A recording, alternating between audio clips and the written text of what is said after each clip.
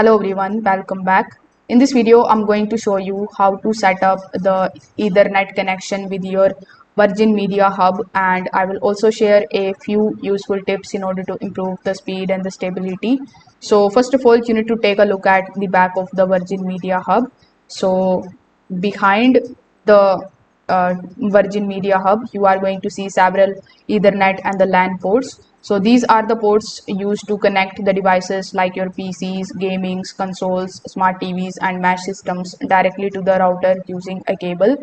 So most of the Virgin Media Hubs supports the gigabit Ethernet, which can provide faster and more stable speeds than Wi-Fi. So you need to simply take the Ethernet cable and plug one end into the hub's LAN port and connect the other end to your computer, to your PlayStation, to your smart TV, or any other device with the Ethernet port. Now, once it is connected successfully, the device should automatically detect the wired Internet connection within the few seconds. Now, on some of the devices, Wi-Fi may disconnect automatically once Ethernet is detected. So after connecting the cable, you can just simply run a quick internet speed test, or you can also open a few websites. And a proper Ethernet setup usually gives you lower latency, more stable speeds, better gaming performance, and fewer connection drops as compared to Wi-Fi.